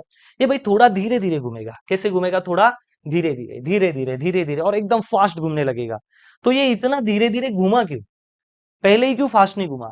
क्योंकि ये क्या कर रहा था? घूमने के लिए अपोज कर रहा। क्या कर रहा था? अपोज। कोई भी चीज जब रोटेशन करते हुए इनिशियल कंडीशन में थोड़ा सा अपोज करती है, उसको ही क्या बोलते हैं हम? Moment of inertia. Now this is a part where we have to think that which part of mass is opposing to the rotational motion. Is that this particle or this particle or this particle? Because every particle is rotating around this axis and this axis is called axis of rotation. Her particle किसको प्रदक्षिणा मार रहा है? किसके बाजू में गोल घूम रहा है? Axis of rotation. So can I say this opposition is offered by this particle also, this one also, this one also? But one thing that you have to keep in mind, that some particle are too far from the axis of rotation, but some particle are too close to the axis of rotation. The another thing that is very important, that the velocity, which velocity? Linear velocity of each and every particle linear वाली है, is different, is different. Definitely its angular velocity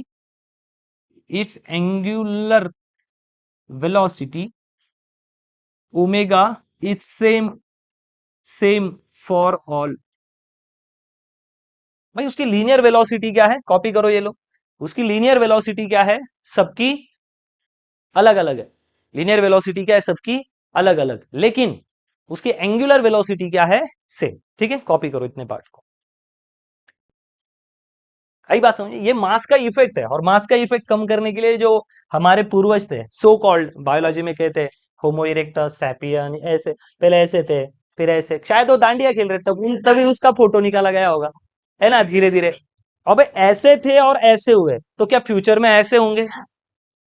पता नहीं, फिर कुछ time में direct उल्टे मिलेंगे, है ना। ऐसे क्या, साइंस भी कभी कभी मजाक उड़ाता है अपनी। ठीक है, मास ना पैसे की तरह है। जैसे इंसान को ना पैसे की मस्ती होती ना, उसी तरह कोई भी बड़े पत्थर को, ये मानो ये पत्थर को हम खींचने नहीं जा रहा है, ये, चलो पत्थर का एग्जाम्पल कोई जरूरत नहीं, हम इंसान का लेते हैं। एक इंसान है और उसको हमें अगर ले जाना है, तो अगर वो नॉर्मल चेयर पे बैठा है तो हम उसको नहीं हिला सकते, काफी वजन होगा उसका या काफी ज्यादा ताकत लगेगी।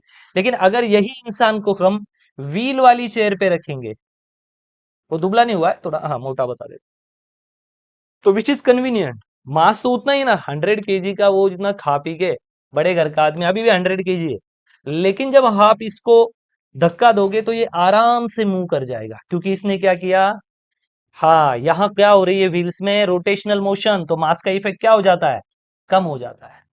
सो रोटेशनल मोशन क्या करती है, इनर्शिया को घटाने का, लेकिन भाई थोड़ा बहुत इनर्शिया तो होगा ही। So when rotational motion is there and resistance या oppose offered by this wheel, जो रोटेशनल मोशन के समय आता, थोड़ा ही, ज्यादा नहीं होगा, थोड़ा ही होगा, उसको ही क्या बोलते हैं, मोमेंट ऑफ इनर्शिया। और इसको क्या बोलते हैं, अगर चेयर को हम आदमी को धक्का मारे तो केवल इनर्शिया। अपोज, किसने अपोज किया, यहाँ मास ने, किसने अपोज किया, मास, मास ने कहा हम जगह नहीं बदलेंगे, यहाँ किसने अपोज किया, रोटेशनल, मास का इफेक्ट तो ना के बराबर हो गया, थोड़ा बहुत ही, आई बात समझ में। So resistance offered by the rotational motion is called as moment of inertia, resistance या opposition offered by the rotational motion is called as moment of inertia. Next topic पे जाते हैं, radius of gyration, radius of gyration, और simple सा concept है, उसको दो टुकड़ों में तोड़ेंगे। सबसे पहला उसका सबसे बढ़िया डेफिनेशन ये रहा, it is the distance where the whole mass of body is suppose to be concentrated. लेकिन उसके पहले मुझे लगता है कि हम उसको समझ लें, डेफिनेशन तो हम छाप ही लेंगे। मानो एक कोई ऐसी रिजिड बॉडी है, क्या ये एक रिजिड बॉडी, ये उसका एक्सिस ऑफ रोटेशन है, एक्सिस ऑफ रोटेशन, यहां से हम उस बॉडी को घुमा रहे हैं, आई बात समझे, यहां से उस बॉडी को गोल घुमाया जा रहा है, जैसे कि मानो ये हाथ है, रोटेशनल मोशन है, और मैं पेन घुमा रहा हूं तो ये बॉडी घूम रही है ऐसे, इस टाइप से। अब इसका हर एक पॉइंट का मास हमने कैलकुलेट कर लिया, हर एक पॉइंट का डिस्टेंस, मानो ये m1 है, ये r1 है, ये m2 है, ये r2 है, ये m3 है, दिस इज अगेन r3, ऐसा चल रहा है। और सबका मोमेंट ऑफ इनर्शिया मैंने निकाल लिया कुछ m, algebraic sum of from I to 1 particle to n particle, m I r I square, simple भाषा में लिखे तो moment of inertia is equal to mass into square of perpendicular distance from axis of rotation, ये हो गया उसका moment of inertia, ये बात सही हो गई। अब मैं एक काम करता हूं, मुझे इस चीज का पूरा मास पता है, अब मैं एक काम करता हूं, मैं एक क्रशर मशीन लाता हूं, इस ब्लॉक को लेता हूं, उसके टुकड़े टुकड़े करता हूं, और इस मास को दबा के एक छोटा गोला बना देता हूं, इसका मास कितना है m, और इसको मैंने पूरा मशीन में दबा दबा के एक गोला बना दिया, कुछ कम नहीं किया उसमें से, मास को कितना रखा मैंने, उतना ही रखा है, ये चीज उतनी, लेकिन मशीन ने उसको कॉम्प्रेस कर दिया, तो क्या मैंने उसमें से कोई पार्टिकल निकाला, नहीं, तो क्या उसका मास कम होगा, नहीं, तो उसका मास कितना आया, m ही है, लेकिन मैंने उसको कॉम्प्रेस कर दिया, यूज भी बताऊंगा तब शॉक हो जाओगे आप। अब मैंने क्या किया, मैंने देखा उसका मोमेंट ऑफ इनर्शिया कितना आ रहा था, मानो एक मैं फेक वैल्यू लेता हूं, इसका मोमेंट ऑफ इनर्शिया आ रहा है 100, क्या आ रहा है 100, मास है, मास का यूनिट क्या होता है केजी, और डिस्टेंस का क्या हो जाएगा आपका मीटर स्क्वायर, ठीक है, 100 kg मीटर स्क्वायर, इतना मोमेंट ऑफ इनर्शिया आ रहा है इस पूरी बॉडी का। देखो मास कोई पास है, कोई दूर है, कोई और दूर है, कोई और पास है, ऐसे अलग अलग था, वो अनडिस्ट्रीब्यूटेड मास था, मैंने उसको कॉम्पैक्ट किया और एक गोला बना दिया, मास नहीं बदला। अब मैंने उसको है ना यहां से घुमाना स्टार्ट कर दिया, ये एक एक्सिस ले लिया मैंने, एक्सिस, और उस मास को यहां रखा, ये उतना ही मास है जितना अभी ये गोला है, और इसका मोमेंट ऑफ इनर्शिया कैलकुलेट किया, क्या किया, मोमेंट ऑफ इनर्शिया कैलकुलेट किया। अब मोमेंट ऑफ इनर्शिया कैलकुलेट किया तो मुझे वैल्यू मिल गई मोमेंट ऑफ इनर्शिया की 25, मैंने उसको और थोड़ा दूर भेज दिया, यहां पे, यहां पे भेज दिया, अब मोमेंट ऑफ इनर्शिया कैलकुलेट किया, अब आ गया 75, मैंने उसको और थोड़ा सा दूर भेज दिया उस पूरे मास को, अब मोमेंट ऑफ इनर्शिया एग्जैक्टली मिल गया मुझे 100 kg मीटर स्क्वायर। ये जो डिस्टेंस होगा यहां से यहां तक का, इसको बोलते हैं रेडियस, रेडियस ऑफ गायरेशन, क्या बोलते हैं, रेडियस ऑफ गायरेशन। ये जितना मोमेंट ऑफ इनर्शिया दे रहा था ना, वो भी उतना ही मोमेंट ऑफ इनर्शिया दे रहा है, ये जगह, ज्यादा जगह खाता था, वो कम जगह खाता है, इसका मास थोड़ा सा फैला हुआ था, उसका मास जमा हुआ है। अब डेफिनेशन पढ़ते हैं, it is a distance, it is a distance, क्या बोलते हैं इसको, के, it is a distance where the whole mass of body is suppose to be concentrate, ऐसा मानो कि इस पूरी बॉडी का मास इतने ही इसमें कॉन्सेंट्रेट करके रखे, it is the distance where whole mass of body is suppose to be concentrated and give same moment of inertia ये क्या करेगा, वो सेम मोमेंट ऑफ इनर्शिया देगा। कैसे, जैसे कि वो ओरिजिनल ऑब्जेक्ट जैसे था वैसे दे रहा था, जैसे कि वो ओरिजिनल कंडीशन में था वैसे ही दे रहा है। उस डिस्टेंस को क्या बोलते हैं हम, रेडियस ऑफ गायरेशन। क्या फायदा होगा भाई, कोई चीज बहुत ही डिस्ट्रीब्यूटेड है तो उसको कॉम्पैक्ट कर सकते हैं, और इफेक्ट क्या मिलेगा दोनों का फिर भी सेम। आई बात समझ में। Example block piston. अब ब्लॉक पिस्टन से 12th के इसमें आपको सिलेंडर, इंजन, 2 स्ट्रोक 4 स्ट्रोक नहीं है, इसलिए शायद आपको समझने में थोड़ी दिक्कत आए। आई बात समझ में, लेकिन फिर भी मैं ट्राई करूंगा और बताऊंगा आपको। फिर से समझाता हूं, एक ऐसी ही रैंडम बॉडी थी, उसको मैंने किसी एक्सिस से घुमाया तो उसका मोमेंट ऑफ इनर्शिया मिला, I is equal to algebraic sum of, कैसे बोलते, it is the sum of product of mass of each and every particle and square of perpendicular distance from axis of rotation. तो भाई simple language में लिख दिया, I is equal to M R square, उसका value calculate किया, इसका मास और इसके हर एक पार्टिकल का डिस्टेंस का अल्जेब्रिक सम किया और आ गया 100। इतना मोमेंट ऑफ इनर्शिया दे रहा है, मतलब इतना ये अपोज कर रहा है, मतलब जब आप उसको घुमाओगे तो इतना अपोज वो करेगा।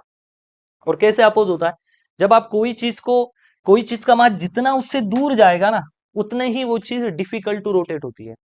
जितना मास दूर, उतना ही रोटेट करने के लिए वो चीज क्या होती है, डिफिकल्ट। इस पे तो एक बहुत अलग लेक्चर लूंगा, और इतना खतरनाक और इतना मजा आएगा कि आप सारी प्रैक्टिकल एग्जांपल सीख जाओगे, जितनी भी मशीन्स होती है। लास्ट लेक्चर में भी हमने बात की थी ट्रैक्टर के टायर के बारे में, जेसीबी के टायर के बारे में। ये लोग काम कैसे करते हैं, गन्ने की जूस, जो गन्ने का जूस निकालते हैं, है ना, हम मराठी में बोलते हैं उसा चारा, उसमें गन्ना डाल दिया जाता है, मशीन नहीं बंद पड़ती, गन्ने का पूरा रस निकल जाता है। Why, how it is possible. Paper cutting machine आता है ना, ग्रास को काटने का मशीन आता है, ये मशीन टूटते क्यों नहीं, रुकते क्यों नहीं, कौन है इसके पीछे। इसके पीछे एक ही चीज खड़ी है, वो है मास।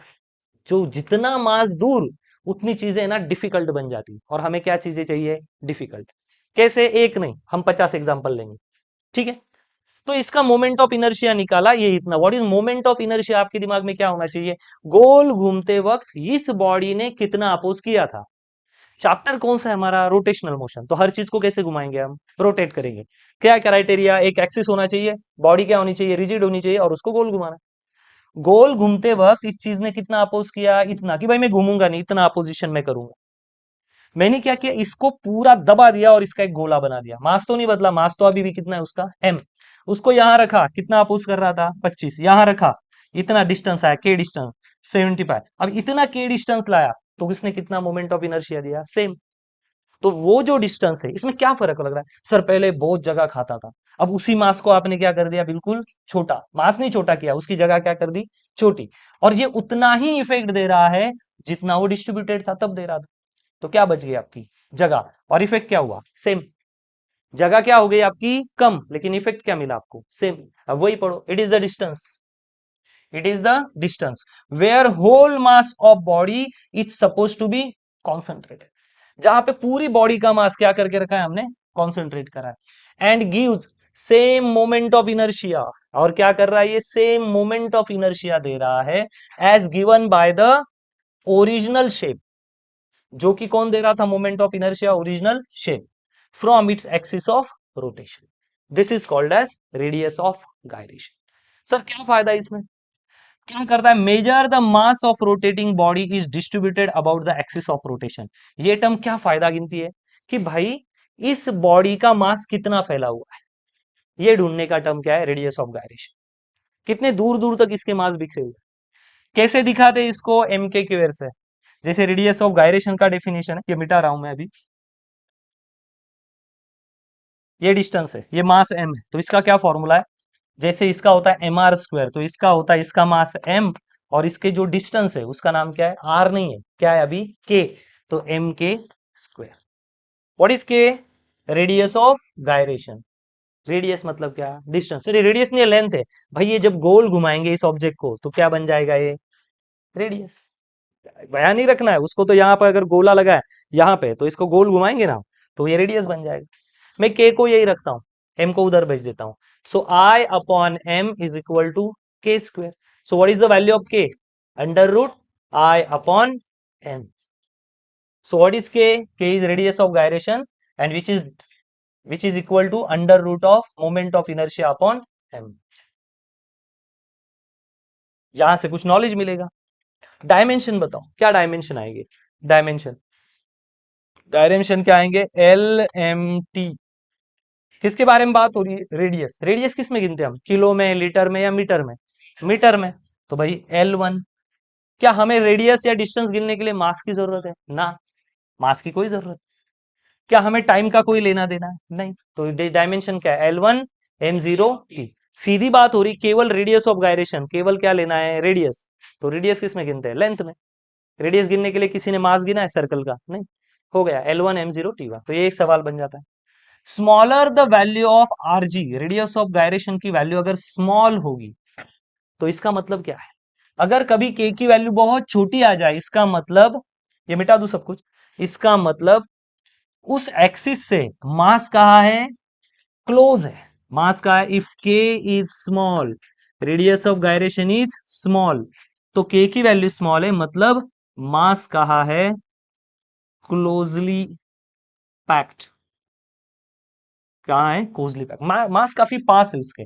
और जब मैं हम कहते हैं कि लार्ज वैल्यू ऑफ Rg, जब रेडियस ऑफ गायरेशन की वैल्यू बड़ी आ जाए, के की वैल्यू बड़ी आ जाए, इसका मतलब क्या है? Mass away from, away from radius, axis of rotation. आ रही है बात समझ में? अब ये बात सोचने लायक है कि सर जाने दो ना, अपने को क्या फर्क पड़ेगा, मास पास होगा या मास दूर होगा। यही तो भैया सबसे आईएमपी है, मैकेनिकल इंजीनियर यही तो ढूंढ रहे हैं। यही तो आपको ट्वेल्थ में क्लियर करवाया जा। फ्यूचर में आप में से बहुत सारे बंदे मैकेनिकल इंजीनियर जाएंगे, तो आपको पता चाहिए कि दूर मास रखने से क्या होता है और पास रखने से क्या होता है। सर शायद उनके पास मेटल की कमी होगी इसलिए मास को पास पास लाया। नहीं भैया, ये ना, इसको बोलते हैं बालिश बुद्धि। क्या बोलते हैं? बालिश, बालूशाही नहीं, बालिश बुद्धि। काफी बुरा लगता है अगर आपको, अगर आप भी फर्स्ट स्टैंडर्ड में बिठा दिया जाए ना, तो वहां पे यही पढ़ाया जाएगा, A for apple, B for Bunty, C for Chinti, ऐसा ही चलेगा। लेकिन अगर यही नहीं पढ़ाया जाता तो आज आप इंग्लिश कैसे बोलते? आज आप ये पढ़ते कैसे? उसी तरह ये इसलिए फंडामेंटल बनाया जा रहा है कि पहले ये तो समझो कि मास दूर कैसे होता है और ज्यादा कब होता है। व्हेन के वैल्यू इज वेरी स्मॉल, इसका मतलब जहां भी रोटेशन हो रहा है वहां मास कैसे डिस्ट्रीब्यूट है? पास। जहां पे के की वैल्यू बहुत ज्यादा आती है वहां मास कैसे डिस्ट्रीब्यूट है? बहुत दूर। चलो मैं के मास दूर वाली कोई चीज बता देता हूं। आपने कभी देखा होगा कि गन्ने का जूस पीने जाते हैं और उसके बाजू में एक व्हील घूमता होता है, और यहाँ पे है ना ऐसे लगे होते हैं जो बजते हैं, क्या बोलते हैं इसको हम लोग? घुंघरू, ये बजते हैं, है ना? हाँ। और यहाँ पे आप आगे देखोगे ना तो आपको ये दिखेगा कि ऐसे दो रोलर्स होते हैं। अच्छे से देखना इसको, ये बहुत मस्त चीज है, रोलर्स। और इसमें क्या डाल दिया जाता है? गन्ना।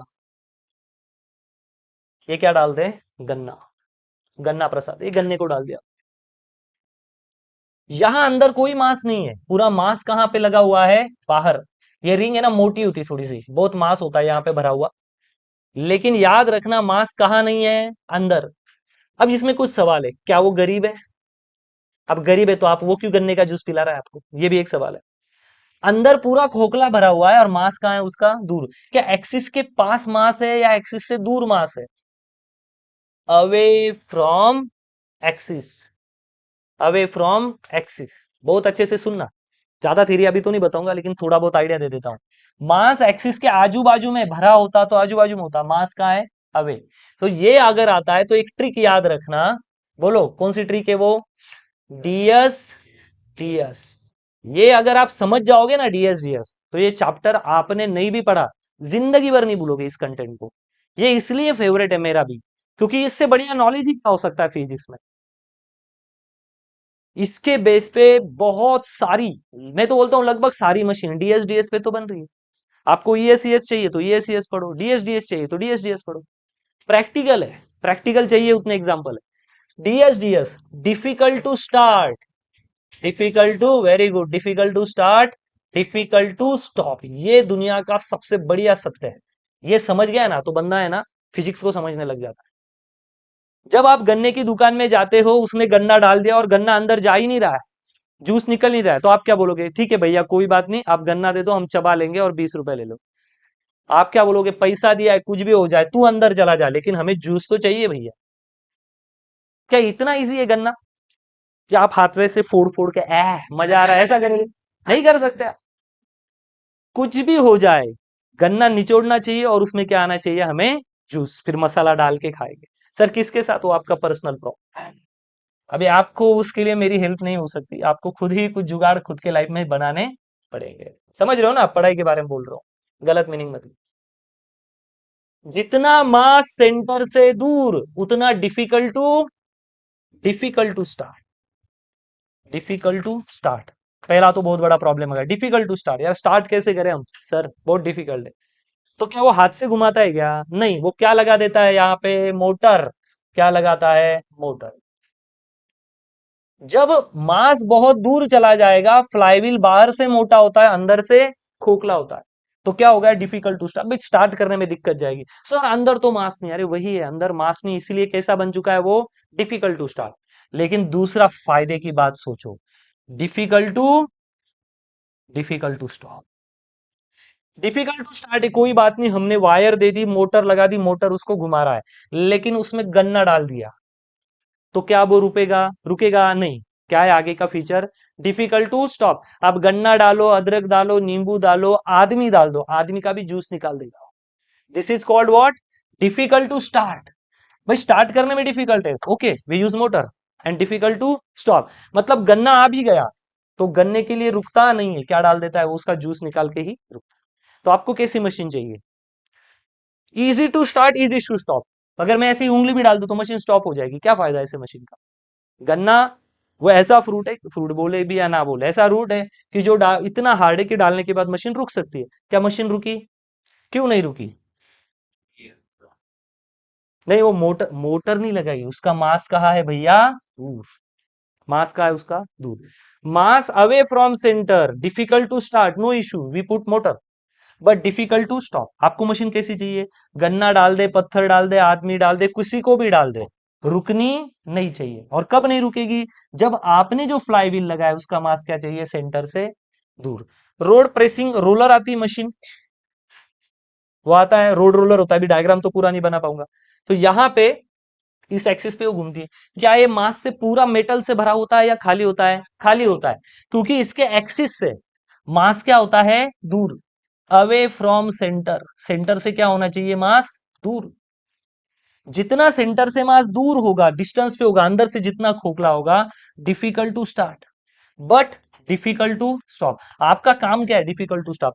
इसको क्या काम करवाया जाता है, चटनी बनाते इससे हम, क्या बनाते, रास्ते में पत्थर रखे होते, बहुत सारे पत्थर, क्या पत्थर लगते ही ये रुक जाता है, डिफिकल्ट टू स्टॉप। कितने भी पत्थर आए, सब पत्थर को क्या कर देता है, दबा देता है, डिफिकल्ट टू स्टॉप। ट्रैक्टर का एग्जांपल, खेतों में साइकिल चलाना इजी या हार्ड है, एक्सट्रीमली हार्ड, हार्ड नहीं एक्सट्रीमली हार्ड। नहीं सर, हम तो साइड में रास्ता होता है ना, उसको तो गधे वाली बातें कहते हैं, मैं कहाँ बात कर रहा हूँ, खेतों के बीच में जहां पे पूरा मिट्टी है, इट इज इजी। क्या क्या क्या बोला मैंने, साइकिल, क्या it is easy to drive cycle inside the farm, no it is impossible. कैसे चलाओगे, मिट्टी धसी हुई है, हार्ड नहीं है, तो टायर नीचे दब जाएगा। तो अगर 20 किलो की साइकिल नहीं चल सकती, तो क्या वहां पे 100 किलो का ट्रैक्टर चल सकता है, कैसे चलता है, सो द रीजन इज, कैसे चल सकता है, तो वो नहीं चलेगा। इसके लिए क्या किया जाता है, ट्रैक्टर का टायर आगे छोटा और पीछे का टायर क्या रखते हैं वो लोग, बहुत बड़ा। तो इसका मास जो है, ट्रैक्टर के टायर का मास, ट्रैक्टर के टायर का जो मास है, वो क्या होता है, सेंटर से काफी दूर। सेंटर तो खाली है, यहां से मास दूर है।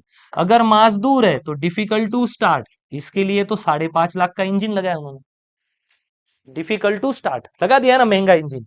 लेकिन डिफिकल्ट टू स्टॉप, रोक सको तो रोक लो, दम है तो रोक लो। पीछे लगा देते हैं मशीन, वहां मिट्टी आए, पत्थर आए, इंसान आए, गर्लफ्रेंड आए, गर्लफ्रेंड की साली आए, कुछ भी आ जाए, उखाड़ देता है ये। वाई, वाई, हाँ वाई, वेन मास, मास जब सेंटर से दूर, डिफिकल्ट टू स्टार्ट, तो भैया पैसा दिया ना 5.5-6 लाख रुपए, बट डिफिकल्ट टू स्टॉप। पत्थर आ गया तो रुकना पड़ता है क्या, पत्थर निकालो फिर करो, नहीं, पत्थर को क्या कर देगा, तोड़ देगा। मेरा ट्रैक्टर है, मैं ही नीचे सो गया तो, है ना, I love you so much, मुझे मत तोड़ना, 2-4 हिस्से मेरे ही कर डालेगा। क्योंकि उसको क्या पता है, फिजिक्स। पिछला टायर बड़ा क्यों? सर बहुत पैसा उनके पास नहीं। उसको काम कैसे करने हैं, हार्ड। मतलब कौन से काम करने हैं, डिफिकल्ट टू स्टॉप वाले। तो अगर डिफिकल्ट टू स्टॉप करना है तो आपके साथ और एक समस्या आएगी, डिफिकल्ट टू स्टार्ट। और ऐसे कामों को करने के लिए जो भी व्हील या मशीन या रोटेटिंग होने वाली चीज यूज करते हैं, उसका मास पास पास रखना है या दूर दूर। अगर ये आपके दिमाग में जा रहा है और ये अगर आपको समझ गया है तो फिर आपको सब कुछ समझ गया। अगर ये नहीं समझा है तो आपको चुल्लू भर पानी लेना है, बिस्लरी और कोई भी नल का पानी लेना है, और उसमें ग्लूकॉन डी डाल के पी लेना है। ठीक है, क्योंकि मर के कोई सोल्यूशन मिलेगा। ठीक है, इसको कॉपी करो। चलो, बात नहीं, चलो आगे बढ़ते हैं, 2 मिनट में इसको खत्म करते हैं। So this is all about the DSGS. Now think on ESES. This is called as easy to start and easy to stop. Suppose we have one wheel but which is a filled off. We can take an example of again that machine जहां से हम क्या निकालते हैं, गन्ने का juice. अगर मानो कि ये मशीन है जिसके आउटसाइड में पूरा मेटल भरा हुआ है, तो ये DSDS वाला केस। अगर मानो कि हमने यहाँ पे वो लगाया है 2 रोलर, जिसमें जिसके अंदर हम गन्ना डालेंगे और जूस निकालने वाले।